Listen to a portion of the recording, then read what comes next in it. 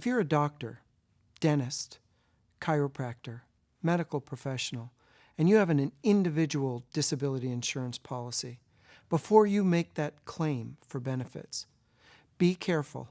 The carrier has 10 defenses that they're going to apply to your claim. Number one, can they take the policy away from you?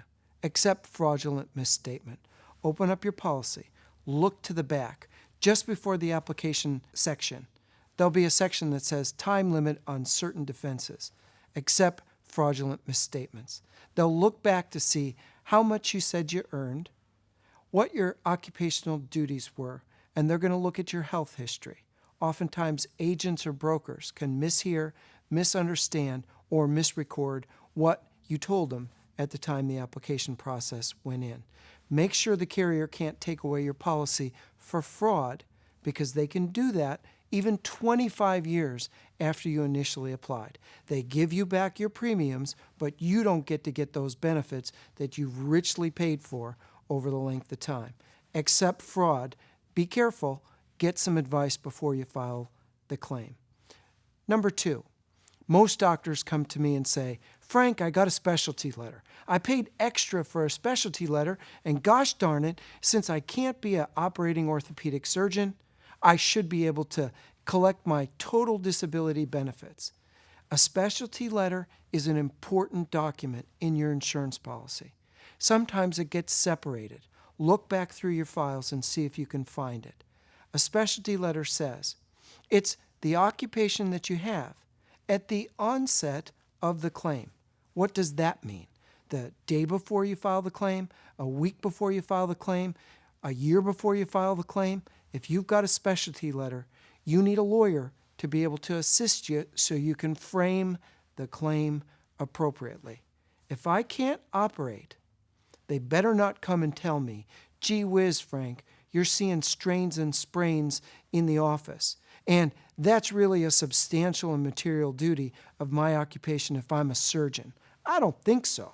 I didn't go to school all those extra years to be a surgeon for them to say to me, well, my office practice is the most important part of being a surgeon. Number three, it's real important to take a look at your tax returns. Why? Personal and corporate. Let's see what other interests you have.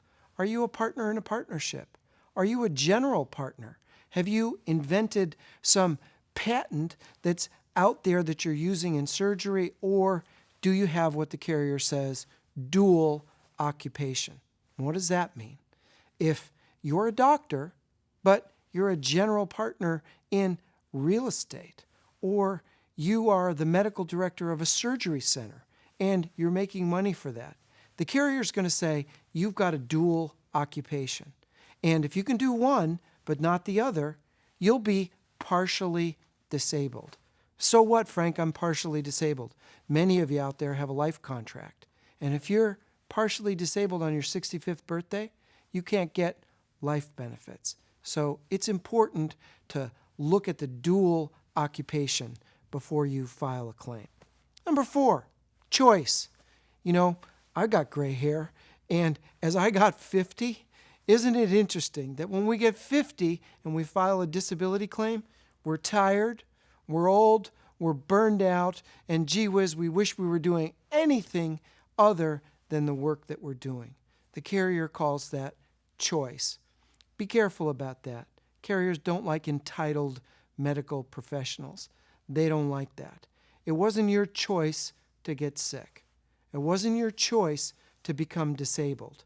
And if you've done everything that you can to try and bring yourself back, choice doesn't apply as an insurance company policyholder defense. Number five, probably the most difficult for the medical community. Are you getting regular care or the most appropriate care for the condition causing disability? The hard part for us is the carrier wants claim-ending care. Does that mean you have to get surgery? There's cases out there that say absolutely not. You should be able to make your own medical decisions. But the carrier's going to say you need to have the most appropriate care for the condition causing disability. That's claim-ending care for them. That means medication for them, and that typically means surgery. Can they force you? No, but they can certainly send you to a doctor who says, gee whiz, more than 51% of my patients have a terrific result if they just undergo surgery. And you, Dr. Slug, you want to stay home and collect bonbons and have your individual disability tax-free benefits paid to you, but you won't undergo surgery. So you need to be careful, risk versus benefit, and that's a place that you could use some help in the appropriate care for the condition causing disability. Oftentimes I hear doctors say, gee whiz, Frank, policyholder defense number 6. They're putting me at the top of the ugly tree. I got sued for malpractice, and gosh darn it, they're putting me at the top of the ugly tree, and everybody who was in that malpractice case is a witness in my individual disability case. Or I've got a sexual harassment case that was baseless against me in my office. Why are they bringing that up? They want to make sure that anything that you've done in your life, anything that's uncredible, untrustworthy, that's dishonest, that was fraudulent, that they can bring up because a disability case is all about credibility. Are you honest? Are you truthful? Are you really that sick? Really that limited? If they can bring in an ex-partner, an ex-wife, ex-girlfriend, ex-anybody who's got something terrible to talk about, they're going to undermine your credibility. And remember, a disability case is all about restriction and limitation.